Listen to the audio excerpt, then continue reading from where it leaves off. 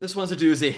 I literally sat down and tried to figure out how am I going to tell this whole thing in a cohesive story-like manner. I don't know if I'm going to be successful or not, but there's a lot there to chew on, and we'll just get to it.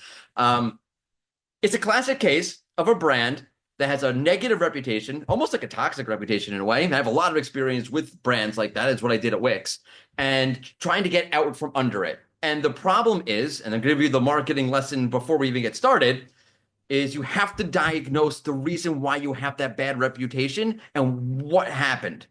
And it is difficult, it's painful, it's in like, okay, we have to really be honest, and it requires a bold move, which is why brands don't succeed in doing it. It's why JCPenney isn't succeeding in doing it. I don't think they will be successful in doing it. JCPenney, by the way, is super nostalgic for me. Like, I grew up there, right? I didn't grow up there. Like, I didn't live in a department store. And that would be fine if you did. I guess it's kind of cool. Isn't there a story about that little bear lives in a department store? Anyway, my grandmother would take us shopping there all the time. That's where we would go shopping as a kid. JCPenney. So I have a lot of nostalgia for the brand, which is important to note because that's one of the things that they're kind of focusing on. So let me catch you up just a wee bit about where is JCPenney? What are they trying to do? What's happening right now? And this comes from Marketing Dive. JCPenney has had a horrible reputation for a long time, and we're going to get into why that is. And now they're back, and they're trying to get rid of that bad reputation. The Marketing Dive article writes, those core customers are outnumbered by consumers who have a variety of feelings about the brand, from warm childhood nostalgia, which I just spoke about, right, to more neutral or negative opinions. Right? And the company's trying to get back at it and yada, yada, yada, yada, yada. Now, what's interesting about this article, in the article, is the CMO said she was going around, she was talking to people about JCPenney, and they were like, JCPenney does that, or you offer that, or you could do it for that cheap? And the CMO said, hey, I don't think I've ever distilled an entire marketing strategy into a single utterance, meaning, but it came down to something so universal that when I was sharing with partners of ours from other parts of the world, they understand the language of, that's amazing. I didn't know that. Now, at the same time, JCPenney realized that they had to stand out because there's just such crazy competition in this vertical. They did all sorts of things to stand out. They did things with Jimmy Kimmel and Times Square, blah, blah, blah. Okay, so long story short, JCPenney, horrible reputation, which we'll get into in a second, trying to show that they are more than what you might think of them to get out of this reputation. And they're really trying to stand out because it's a complicated market where there's a lot of players involved. So you really need to stand out. Now let's watch this ad together.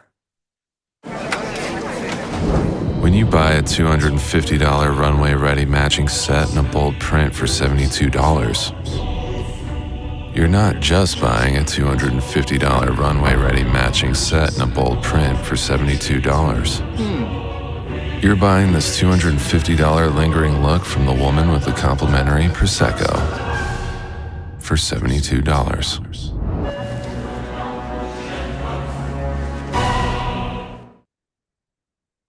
Okay. So first of all, the whole thing where we have receipts, or just reminds me of the New York Jets. Their coach said, like, we're keeping receipts on things you say about us. Right? Like, it didn't go well for him, and that's not going to go well for JCPenney. But it's an important piece of the puzzle, right? Like, they're collecting receipts. Like, we have the receipt. We know what you're saying about us, or in this case, I jumped the gun. We know what you're saying about people who buy from us. We are holding the receipts. Okay, this I thought was like clever. It was creative. I thought like, they're really speaking to a pain point. Then I realized, oh my God, what's going on here? This is ridiculous. It's ridiculous. It might seem like it's creative. It might seem like, yes, it's really hitting a pain point.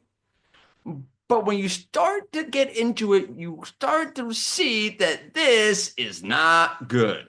So first off, they're clearly targeting people who feel insecure, and they're harping on that insecurity. It's not my favorite marketing strategy, by the way. I'm like, you're insecure. Let me make you feel more insecure. They're harping on people's insecurities that if I go and I can't afford to buy really fancy clothing, people are going to look down on me. And they're saying, no, they're not going to look down on you. They're going to be jealous of you. I want to contrast that with something like Target, who doesn't do any of this, which we'll get to. It just says, we offer cheap clothes. They look great. Feel good about yourself. None of that negative emotion even comes up. None of that like concern or jealous, none of it comes up. You're just free to be yourself and do your thing. Now, you might have insecurities about it, blah, blah, blah, blah, blah, but that's not attached to the clothes at the store. That's just like you have insecurities. Everybody's got insecurities, right? What JCPenney is doing is reminding you of that insecurity. Now, do you think that someone who has that deep insecurity like this, and it's, it sucks, by the way, is going to say, you know what? Like, yeah, I'm going to go to JCPenney now. And I'll show that rich person. You just reinforce the insecurity. I'm like, you're not an actual solution. If someone who's feeling that insecure and has that real painful insecurity, they're not going to go to a discount place like JCPenney, which is known for discount stuff, in order to get dressed that everyone will realize isn't the real thing. They're going to be too insecure to do that. So you're just marketing yourself out of your audience. Doesn't make any sense. Why did JCPenney just reinforce an insecurity that can't be solved with JCPenney? It can't be solved. I have to now, if I'm that insecure, I'm going to need something a little bit I'm not going to rely on the fact that this fancy rich person is going to not realize it's JCPenney and be jealous of me. I'm going to be really like worried, like, holy crap, they're going to realize it's JCPenney. I can't pull that off. Why would they create an ad that in the end markets the audience out of their product? Let's get into this a little bit. Let's first dive into how did JCPenney get into this problem, okay? So there's a pretty wide consensus about what happened and how they got into the problem where they have to now market themselves at. How did they get the negative reputation? And it is so classic. There's a CNN article that talks about it. There's a Harvard article that talks. There's a lot of articles that talk about it. And they all pretty much say the same thing, right? So one is JCPenney tried to go upscale. And in the CNN article, like the quote is, without testing shopper reactions first, Penny changed its advertisements, its logo, its store design, and its pricing models, all attempts to make the retailer more palatable to wealthier shoppers. So you see that JCPenney wasn't happy with who they were. They wanted to be accepted by the rich people. It's interesting. Now we're getting real psycho crazy here. You see where I'm going with this? But I'm going to come back to it and spell it out in the end anyway. Just like make a mental note. Okay. In the Harvard piece, they wrote, but over time, the retailer lost its identity. It's not clear why someone would go there in favor of the other available options, from low-end Walmart and discounters like TJ Maxx and Kohl's, Macy's, and Target, yada, yada, yada. So they tried to go for the wealthier audience. In the process, they just lost their identity. They weren't actually a fancy store. Like, I don't go to fancy stores, so I don't know. Nordstrom's, is that a fancy? Saks Fifth Avenue. Okay, they weren't a Saks Fifth Avenue. And in the end, they weren't any different than any of the other retailers because they had no identity. Such a classic thing of why you need brand identity.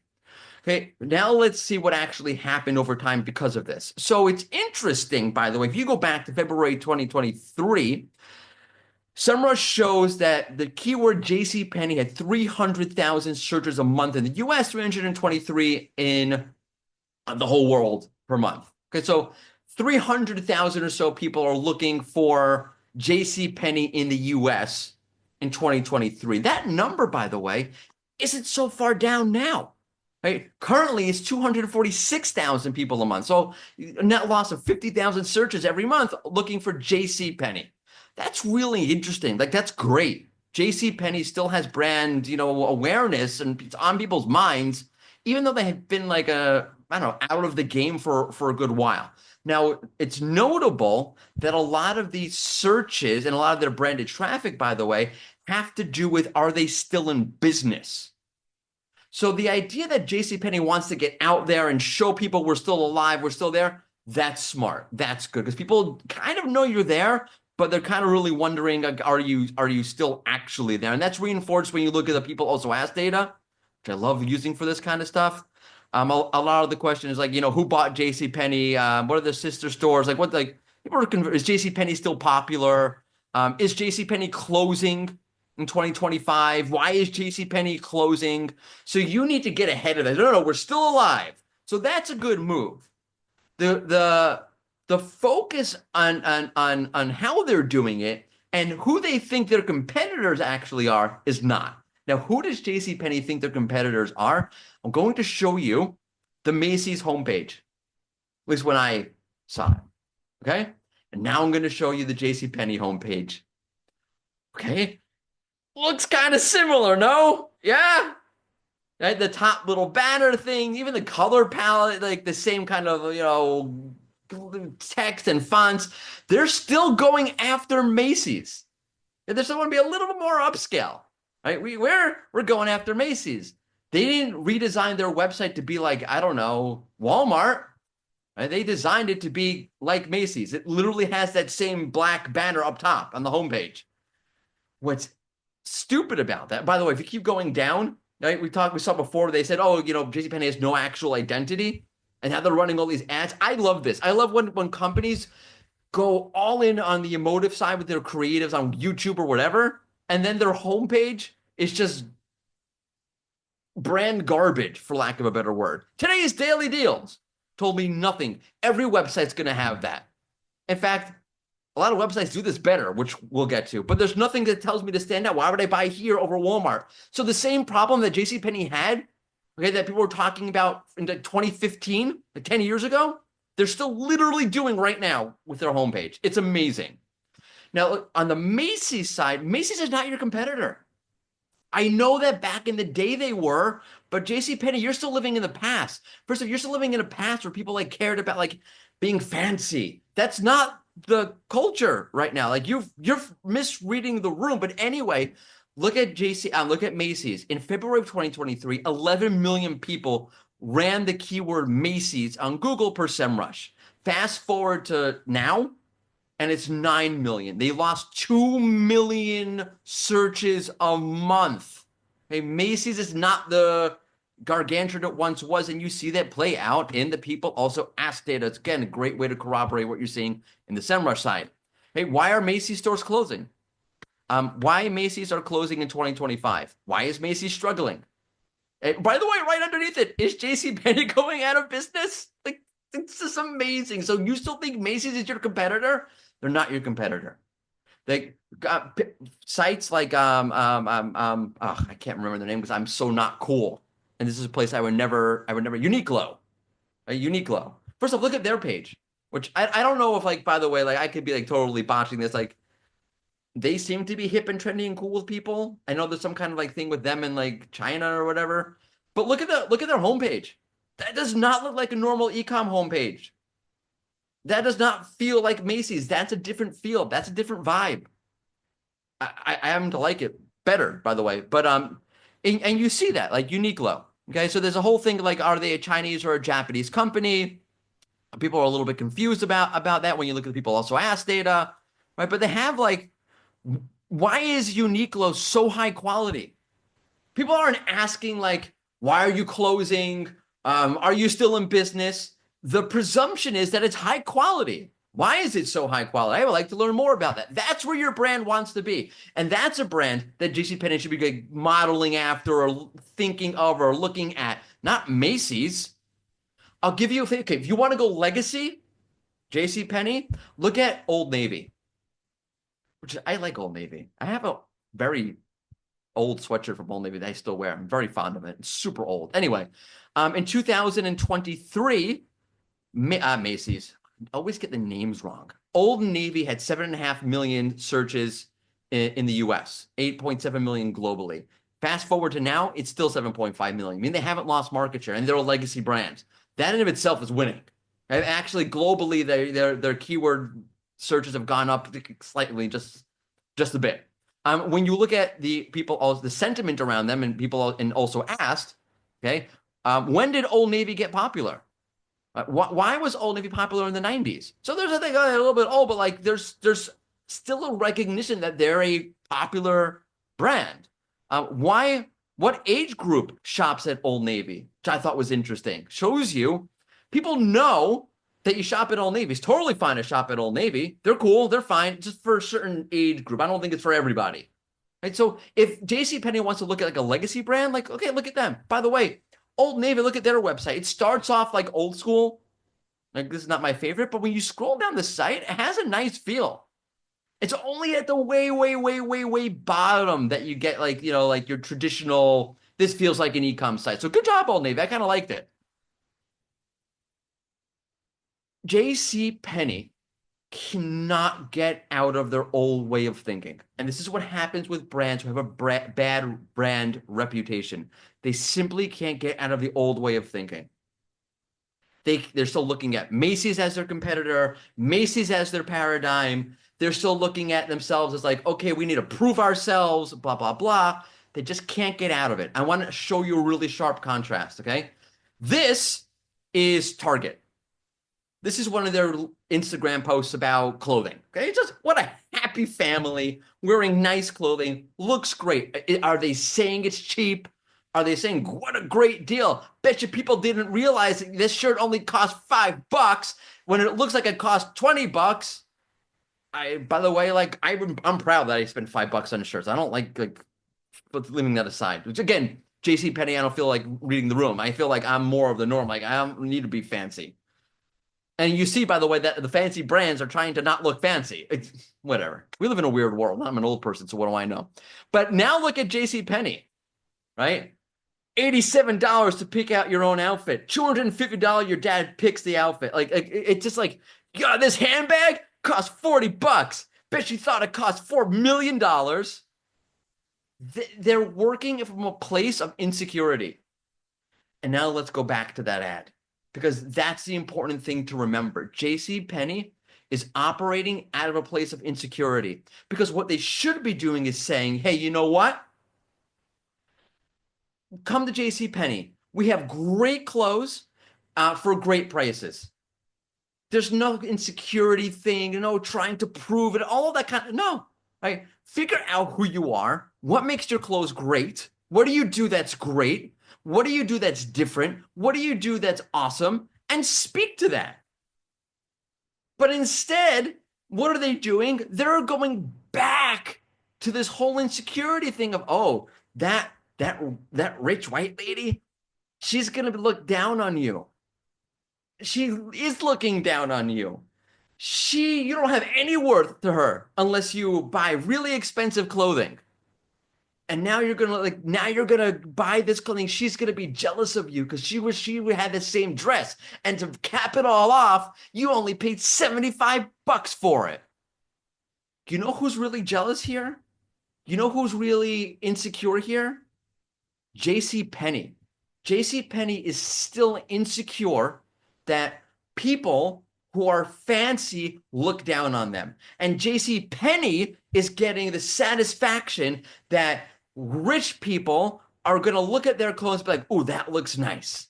The psychological satisfaction is not the consumer. The psychological satisfaction is the brand themselves. They are still upset that they tried to go higher end 10 years ago. It didn't work, and people look down on them as being cheap.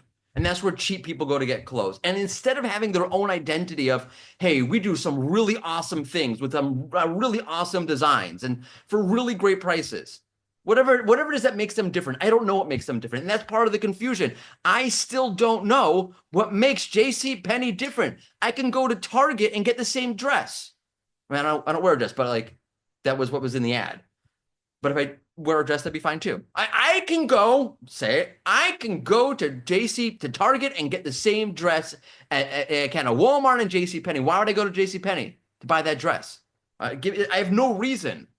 I don't care about this person now being jealous. What do I care? Right? Again, the person who does care is not going to go to JCPenney. They're not going to feel satisfied that they have the security of being judged properly by going to JCPenney. The only person who's satisfied here is JCPenney, because in their ad, the rich white person who never accepted them to begin with is now jealous of them. This is a brand who's projecting themselves onto their consumer. This is like the biggest brand no-no. It's the biggest no-no in general, any relationship, right? Don't project your own feelings onto somebody else. JCPenney is projecting onto the consumer. I don't care, right? JCPenney is nostalgic for me. Great. I don't care. I think you suck. The Mets are nostalgic for me. The Mets suck. Nostalgia is not something that always works in your benefit. It also doesn't mean that people can't think you suck. All JCPenney did here was make an ad that satisfied them. Who's keeping receipts? Like, let's go back to that. Who JCPenney's keeping receipts, right? It's not you, the consumer, like, oh, you judge me. Now you're not judging me. I'm keeping receipts. No one's doing that. Anybody who would actually be doing that is going to disproportionately spend their income on clothes they can't afford. The only people keeping receipts is JCPenney. Like, oh, you look down on us? We're back. And now you're not going to look down on us. We're keeping receipts, y'all. This ad was to make JCPenney feel better because they never diagnosed the real issue. The real issue was they tried to cater to fancy people. They never should have tried to cater to fancy people. They should have focused on who they were, what made them unique, and what made them different, and gone with that, and gone with their own identity, which they never did. And they're still not doing, because I still don't know who they are, because they're never telling me who they are. All they're telling me here is that they're still upset that people look down on them. And that's what brands with bad reputations do when they can't be bold enough to say, I'm going to forget the haters. We're going to create something we're proud of, and we're going to put it out there. And we're going to go with it. And if you hate us, you hate us. But if you like what we're saying, great. And they're going to build up that reputation, and they're going to build up that affinity, and that will eventually start to change the minds of the people who hated them and were negative about them. Like, hey, you know what? Maybe they're not so bad. Oh, JCPenney, it looks like people really like them. Huh. I might give them a second thought. This ad with the lady, the thing, that only makes you, JCPenney, feel satisfied, because in the end, this is all about you keeping receipts that you can't let go of. Oh my gosh, that was so much like emotional baggage to like let go of. I hope this video was coherent because there was a lot of like stuff. But this ad, which I thought was super clever and super amazing, I can't even stand it now. Because now I know it's all about JCPenney making themselves feel better because they feel insecure. Brands, I am telling you, if you want to get out of a bad reputation, you need to have an honest look at yourself, do something you're proud of, fix the things that were bad, legitimately fix them, and go out there and be proud. And work from a place of strength, because this JCPenney, you are operating from total weakness, and you'll never get out from under it this way. Ooh, that was a